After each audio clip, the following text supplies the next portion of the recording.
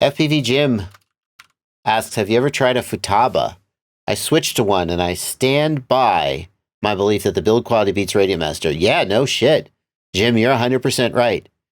Futaba build quality trounces Radio Master. Now, hang on, though. Hang on, obviously.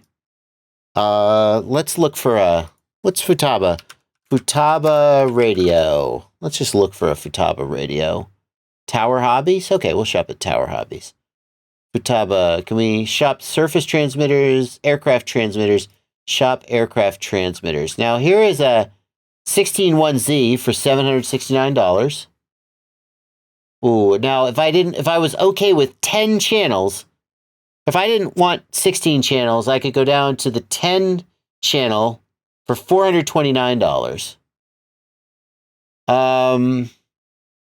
That's okay. 10 channels is fine. Crossfire only does 8 or 12 channels. No big deal. $429. Build quality going to be way better than Radio Master. Actually, you know, those switches pretty much just look like the same switches that everybody uses. But the gimbals are probably way better. The AGO1 gimbals are pretty good. I mean, the soldering is probably really good. You know, it probably feels really good in the hand. Now, does this run... Can I use Express LRS with this? Crossfire Tracer, or am I going to be stuck with 2.4 gigahertz frequency hopping? I think you need the 14 to use Crossfire. I don't think you can use Express LRS at all. Oh.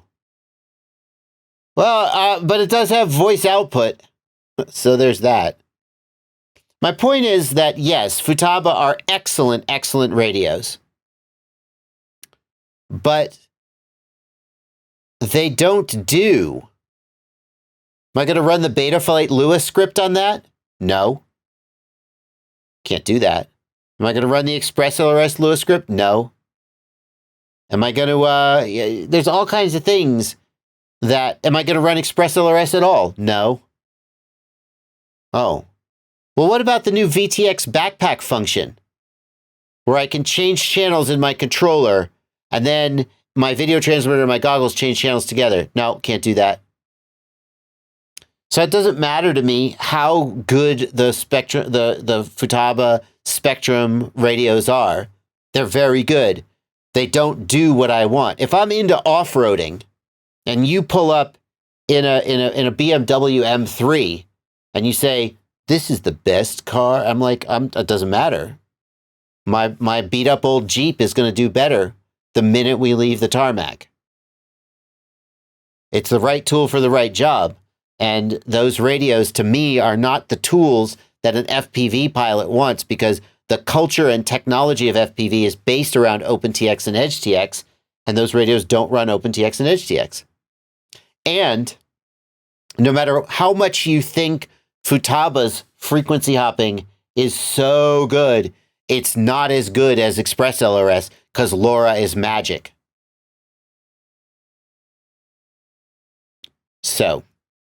Andy Dredd, you need the 16 or the 18 to use the Express LRS module. How much are they? $769 and up.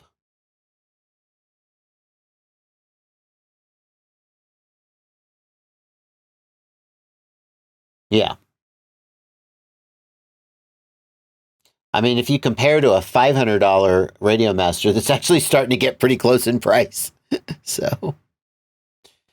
So anyway, those are great radios. They're just not the tool that I want to use, in the same way that a BMW M3 is a great car, but it's not good for off-roading. Oh, and then if anything goes wrong, where's the tutorials? I better be able to call that 1-800 helpline, because there sure ain't no YouTube tutorial telling me how to do what I want to do. Anyway. That's the thing, Aber the Ham, dead on. I'm going to take a crappy radio that runs OpenTX over a spectacular radio. If a Futaba was $200, I'd still buy a Radio Master, because it doesn't run OpenTX, and that's just what I do.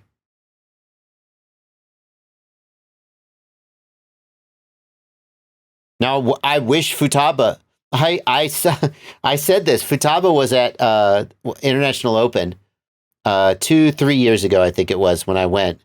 And I went to International, I think it was 2018 or 2000, I think it was 18. I'm not sure, maybe 19. It doesn't matter. And I went up to, and I was like looking at the radio and like, it's a really nice radio. It's like, you going to release one with OpenTX? I don't think they thought that was funny. If Futaba releases a radio with OpenTX, then you could make an argument that it's worth the money to an FPV pilot. But Jeff Schubert, any reasons to avoid EdgeTX? Nope, not a one. Do it. Do it right now. Switch right now. There's no reason not. Yep, do it right now.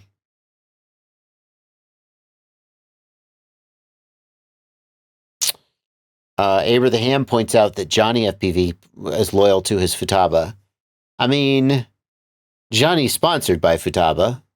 Now, normally when someone says that a pilot chooses gear because of their sponsorship, I scoff and I say, are you seriously going to tell me that a pilot who could fly any gear he wants is going to choose a radio based on a sponsorship deal when he could choose a better radio?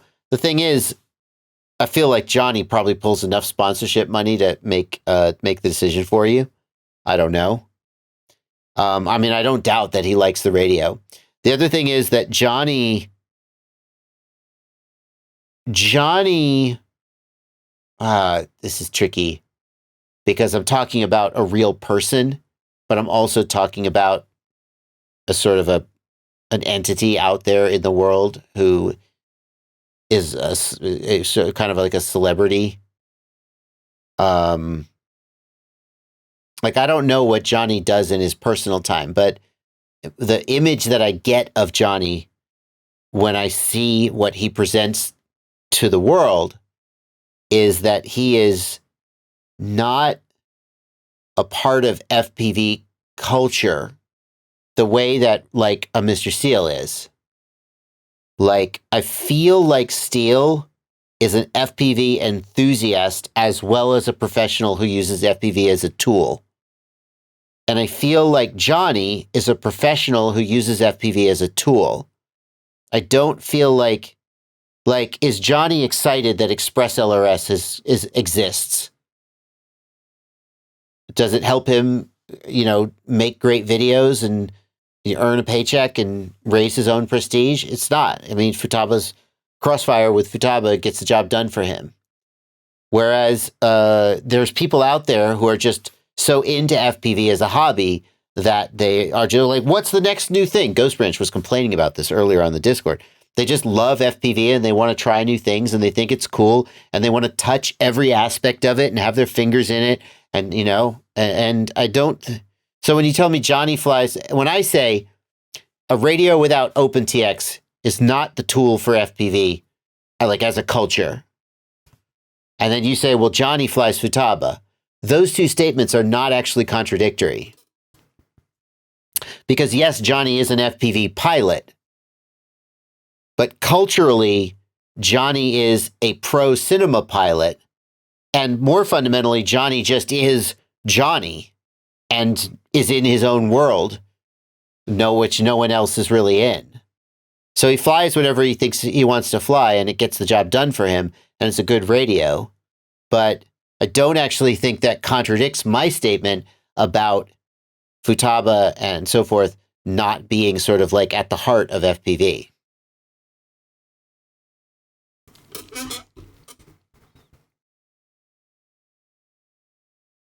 Vanover, I don't know if he still does, but Vanover also flew Futaba for a while. He liked him.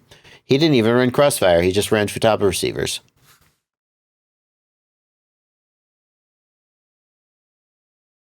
And they're good. And let's not forget that they're good radios.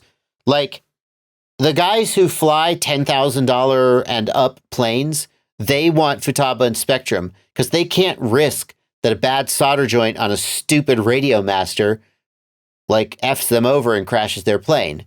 And for those guys, maybe it makes sense that it's worth more to have a radio that you're confident in than a radio that can like run a Lewis script. Bob Rips says, it seems like Futaba and Spectrum missed the FPV buzz.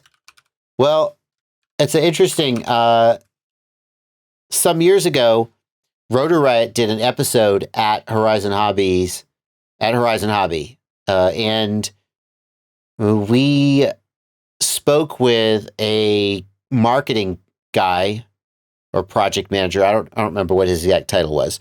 And he was a big FPV enthusiast, and he wanted to help push the company more towards FPV.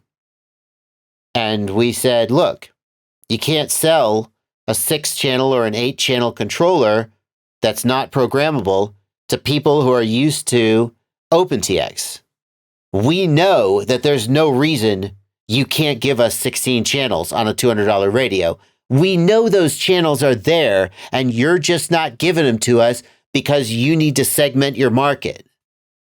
You have to get over that. You have to give us a $300 or $400 radio that has 16 channels and programmability like OpenTX.